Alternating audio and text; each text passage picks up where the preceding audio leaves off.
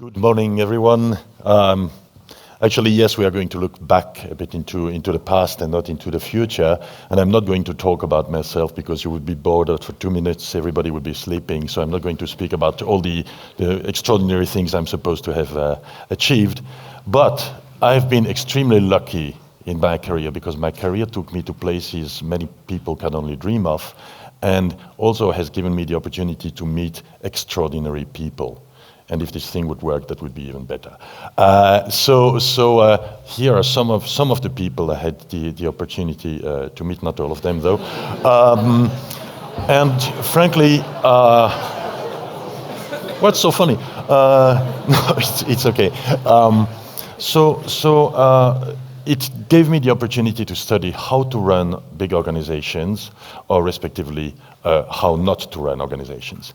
I'm getting now to a certain age where, you have all the miseries of getting old, but at least there is one thing that you can really gather from your age, and it is you can sit back, relax, and look at the young generation making exactly the same mistakes as yours did.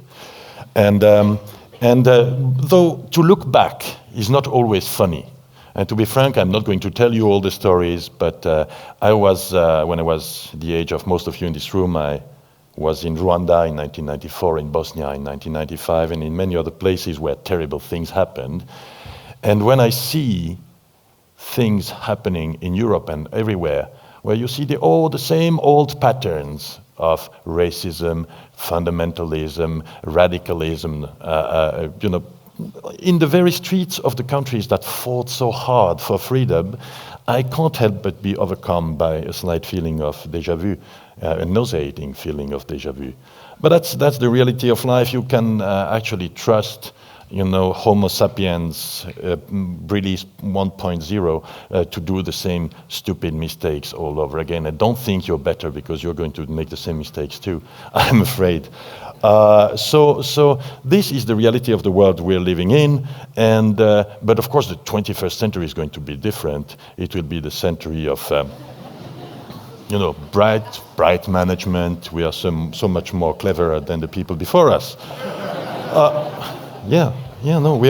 We are. So welcome to the 21st century, but I'm not going to bother you with my apocalyptic predictions about the 21st century. I'm just going to tell you, if you liked the 20th, you're going to love the 21st. Now, before we speak about management, let me speak a little bit about fitness. Most of you here are successful, good-looking young people about to embark upon a brilliant career, so you probably never bothered to go on a diet or to go into a very punishing fitness program to get rid of that threatening beer belly or a sagging butt. You will in due time, but you're young. But if you ever will, you will have noticed that every year we have these new books coming out, every year. And every year, these books are rubbishing everything that has been done before. Why is that? Because it's an industry. It's an industry, and they're going to tell you that, we have this new book and we want to sell this new book. So forget about last year's craze. Next year's craze, or this year's craze, is so much better. Of course, you are studying in St. Gallen, so this is one of the hallowed grounds of business management studies. So, of course, managers are different. Managers don't fall for craze, do they? I mean, managers, they've been trained at the most expensive business schools. And so they are probably immune to the kind of, trend effects that you see in fitness, or actually in history, like political leaders making the same mistakes all over again. Is that really so? Well, actually, managers also do fail. They really do. And what I'm going to tell you today, or the stories I'm going to tell you, are a few stories about what I've seen in my 30 years in public service of how some management trends actually did cause a lot of harm to the economy, and caused a lot of harm to quite a few people. Actually, managers and people in the economy, they are so brilliant. You're all young. I'm old enough to remember the last 5 financial crises. Every time the same bloody pattern.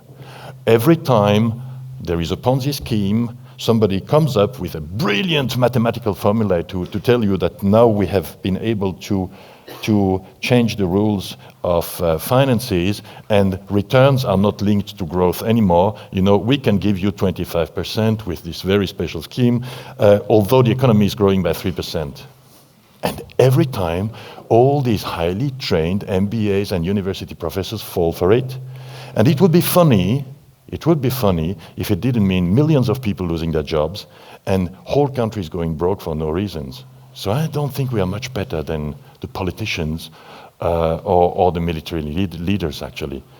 Now, my perspective is the perspective of somebody who is a public servant. I've never worked in the private industry, so who am I to tell Nestle or Google how to run their businesses? I mean, that's not my thing. But still, you know, even in public service, we run billion-dollar businesses. We have thousands of employees. We have quite a lot of real estate. But still, we always struggle a little bit, you know, to tell that the private industry, we have this inferiority complex towards the private industry. Does anyone know Monty Pythons? I hope you do, huh? I hope you do recognize Monty Pythons. So I'll tell you, for instance, about one of these management crazes, flat hierarchies. You know, a few years ago, for thousands of years, humans have been operating with pyramidal hierarchies. Because if you've spent any time in a serious outfit, you know that there is only a certain number of subordinates that you can run. My opinion is 5 to 7. But otherwise, if your organization becomes too complicated, you can't run it. Anyone who has been working knows that. But someone at a university thought that, you know, flat hierarchies, that would be such a brilliant idea. And a flat hierarchy is a system where decisions are not made because there is no real boss. And in the end, the company goes bust. Any junior officer in the army could have told you so, but nobody bothered to ask, because at universities you don't ask junior officers. That was one of the trends we witnessed. The next, that was a brilliant trend, this one. That was the Matrix. Oh, I'm sure you love the Matrix because this is St. Gallen. It's about creating, you know, this brilliant situation where you have many managers intermingling and trying to bring all the perspectives into business decisions. Well, that's Herbert here. That's the guy. That's the guy who works. Try and imagine General Eisenhower putting his invasion force for D-Day together according to the Matrix system. We would all be singing the Host Vessel lead. Well, the next one, I love it, particularly because at the moment they are trying to impose it upon us. It's called the new working environment. So try and imagine the CFO of the company, or in our case, it's the finance ministry, decides that we could actually try and spend less money on the working environment. So you start reducing the space allocation for the working place, reducing it. But of course, you have to find a good reason for that. So that's when the propaganda team comes in. And the propaganda team, there are all these workplace psychologists telling you that, you're old, you don't understand things. Young people are different.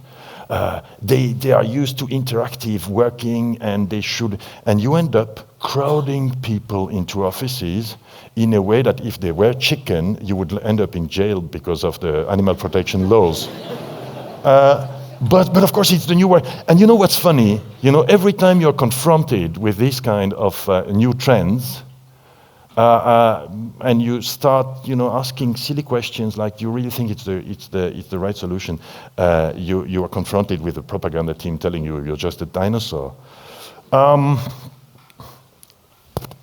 I could dwell on for hours about some of these management trends I've seen, like when the new public management forced us all to produce end and useless lists of performance indicators for the civil service, like how do you do a performance indicator for a diplomatic service, for Christ's sake.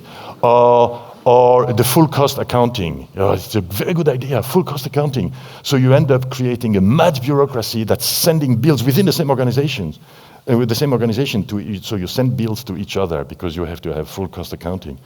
The outsourcing craze where we ended up buying products of a lesser quality for more money, but it was outsourced, so it worked very well. And then the controlling mania. Oh, I love the controlling mania. Layers upon layers upon layers of controllers. You know, people who have read all the books. I've never had sex, but I've read all the books. These kind of people. And we are confronted. But you know, there is something really special about the civil service. Because most of you will probably end up in the private sector. There is a Darwinian rule of survival of the fittest in the private sector. Because the market tells you to that you can go to hell if you have silly ideas. Our market is a captive market. You are my captive market. So if I commit the sin of bad planning, you're going to pay for a very long time. Because you can't tell me, you are dependent upon a civil service. So we have neutralized the Darwinian rule of survival of the fittest in the civil service, which is pretty good. Whenever you start speaking like I speak now, you will have an army of, innovators coming in and telling you that you're just old and you will be eliminated like the dinosaurs in the next meteorite strike. Because you're just too old. And frankly, I think that it's not just the ranting of somebody about to be pensioned in a few years. It's maybe the ranting, yes, but of someone who has been watching what's happening and is trying to learn the lessons of history. Innovation is probably one of the noblest achievements of the human mind. But innovation has to be built upon the experiences of before, not to repeat the same mistakes. And if you look at almost all the true innovators, people who create new industries, new technologies, and ultimately new worlds, they actually knew what had happened before. They were building on something. There was a thinker in the 12th century, Bernard de Chartres. He said, "We are dwarfs standing on the shoulders of giants." And the only reason why we see further than they do is because we are on their shoulders. And I think that's the reason why and including managers, including future brilliant CFOs and whatever, and CEOs of companies should study history. Because, in history, there were good people before us. They were thinking. Let's give an example. The Eurasian world in the year 150 Anno Domini, the Eurasian world was dominated by three huge empires: the Roman, the Sasanian, and the Han dynasty in China. Each of these bigger than today's European Union. These people had a working civil service, they had communications, they had working navies, they had a legal system, they had a political system, and guess what? There was no internet, there was no combustion engine, they were just walking or riding a horse, that's it, and they were able to run organizations like that. Can you imagine? And in case you didn't know, they didn't even have smartphones. This is the year 1453. Sultan Mehmed II, the Conqueror, is embarking upon storming the walls of Constantinople, which had been never breached. Oh, sorry, yeah, okay, it's okay. They had never been breached for 1,000 years. For 1,000 years. And this guy organized an expedition with 100,000 soldiers. The cannons, the guns that he needed to breach the walls, they were so huge that they could not be transported even by ox cart or whatever. So they were broken down in small metal pieces. They were cast on the spot by specialists. They were Hungarian gun makers. The wood that was necessary to build the ships, the ox carts and everything, the assault towers, they needed so much wood that they had to deforest forests as far away as Lebanon The gunpowder had to come from Central Asia. The soldiers came from all over the Ottoman Empire. They had to be fed. They had to be. It's just a crazy thing. These giants from the past. I know it's a military operation. It's not necessarily the kind of things that one should preach for. But I mean, these guys were giants. They had never read a management book. They had never, even the one from St. Gallen, I'm afraid. Huh? Yeah.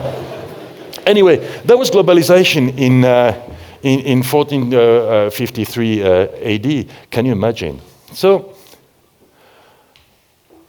in the future, many people in this room are future leaders. And I'm sure you know the tale by Hans. No, I'm struggling. It's Andersen, I think. The Emperor's New Clothes. You know, these two weavers come to the Emperor and they convince him that they are so clever, they have created a dress, a ceremonial dress that only clever people can see.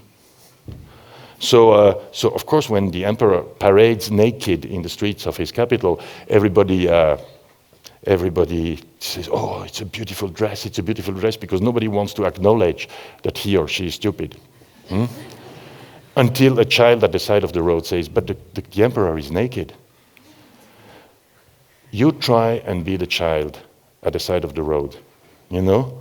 You study history, you go and look at the achievements of the past, use history as a way to discriminate between the trends of the snake oil salesman that you see every year, you know, coming up with a new book in an airport bookstore, you know, this management book that will make your company one of the world leaders in 5 minutes by following these very easy 2 steps.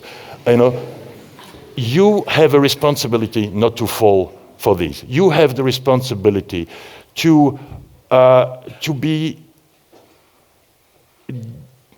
thinking, to be discriminating. And for that, you need to know what has been done in the past and also in the history of economics. So, and by the way, if you really want to look nice and healthy and fit, there is a very simple way. You train hard and you eat healthy food. Thank you very much for your attention.